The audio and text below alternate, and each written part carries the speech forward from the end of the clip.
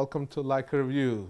Today I want to talk about something I feel is very important, which is something that has helped me over the years to excel and improve my photography. And I want to share that information with you because I get asked constantly about what I can do to improve my photography. And today I want to share with you the 5 things that I recommend in my workshops and to my students to do. And one of the first things to do is study the masters. What I mean is go back to the times when the photography had its golden years, like the 1960s, 1950s, 1970s. And look at what all these masters have shot. Now, if you go and examine, for example, the Magnum photographers, you'll see that there is a particular style to each of them. And find out what appeals to you. And also the ones that you don't like, look at what makes their photography special. Because in those days when they had film and they had to make sure each photograph counted, is the process they had to go through in finding and composing images and actually slowing the process down to distillation and knowing their own style. Now, today we have DSLR cameras, we have digital cameras, we have the mirrorless cameras, but they allow you to shoot far more images. And those images, some of them are maybe good and some of them may be bad, but try to replicate what the master did. For example, the master had placed a particular subject in a particular situation. Try to recreate that image in a particular setting that gives you that feeling that the master was trying to do. This is very much the process that most art students go through. They try to recreate what the masters had done previously. So if you are able to create some of the images, it will give you a process which upon you can build your skills. What made that image particularly interesting? Was it the lighting? Was it the colors? Was it the way the subject appeared in a certain position? And try to see how you can create those perspectives that allow you to create those images in a very similar fashion. The second important thing that I always recommend is to slow the process down. If that process is going to take your photography to the next level, let that process be. Because what I find a lot of times is that, for example, you got Leica SL, it shoots 11 frames a second. If you're shooting 11 frames a second, you are not actually seeing what you're shooting. But if you slow the process down and use, for example, a Leica M, you can take one shot at a time and know that that shot is what is going to count. You have to know how you framed it, what the image is going to do. Have you had the right exposure? Have you had the right aperture? Is the aperture setting that you have selected is the one that is going to give you the best renditioning that you're after? I mean, it's not by accident that, for example, if you are opening the aperture to, for example, let's say 1.4 or 0.95, you're going to get a lot of out of focus points. But is that what you are seeking? Are you seeking to isolate the subject from the background? And if that's your case, would you not choose an f2? Now that's something that for you to consider. So experiment with it. Maybe even take the same subject or same thing with different apertures. See what appeals to you. And I think that's one process that most students I have seen try for over a 6 months period and write to me and say, you know, Oz, it has really improved my photography. It has really done a major improvement because I started playing and seeing what aperture changes does, what a shutter speed changes does. What I have done as night photography, what I have done as day photography, using different ISO settings. All these settings that you're going to be playing with will give you the skill and the know-how to take your photography to the next level.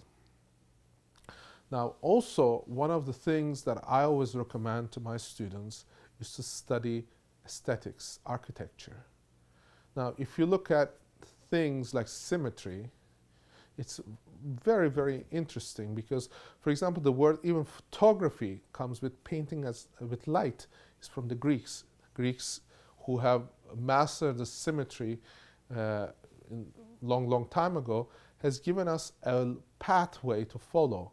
And are you following the pathway? I mean, for example, we have heard many times of the rule of thirds being spoken about. What does it mean to you?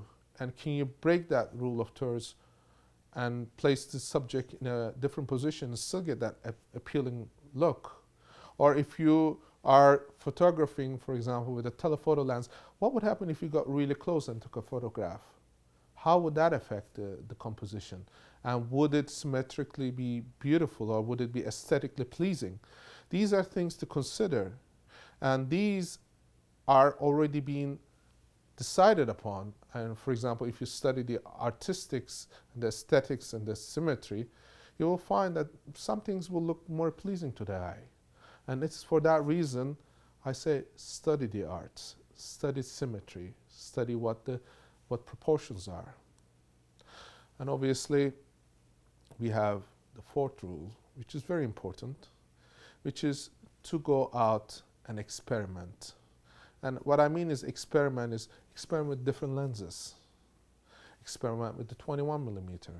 If you have 35 millimeter, if you have 50.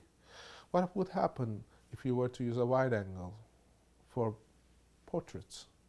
What kind of an image do you get? Could you do portraits with the 21 millimeter? Well, Peter Carr was one of the designers of Leica's lenses, recommends it. Why? Because it opens up to 1.4, for example. You can get a real isolation. Or you could get the background to give the characteristics of the individual. For example, if the individual is a very learned man, he's studied the arts, or he's a master of photography, he probably has a whole lot of books, and he would have all these tokens. Now, would you not want to include that in your photography if you are doing photography as a portrait? Or, for example, if you are in a space where you are actually trying to tell a story, would you use a 50 millimeter to be more closer to the subject? Or would you want to go with a 35 and get a more broader view? Now, these are things that you will have to kind of consider and find your own path. And it's for this reason I suggest that you try different lenses, see what the feels are, and write to me and say, you know, Oz, I want to know what I can do better.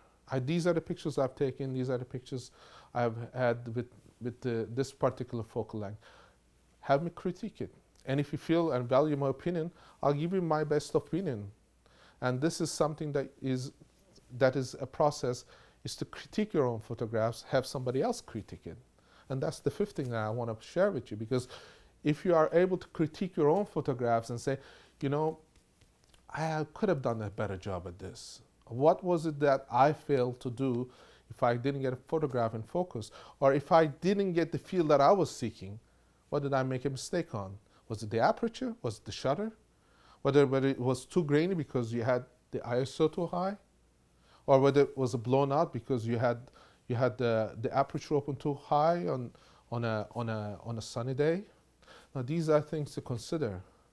And if you master them each day, if you take that one photograph a day, and if you studied your photography and did your books, did your videos, attended your workshop, then you will see an improvement over months and months.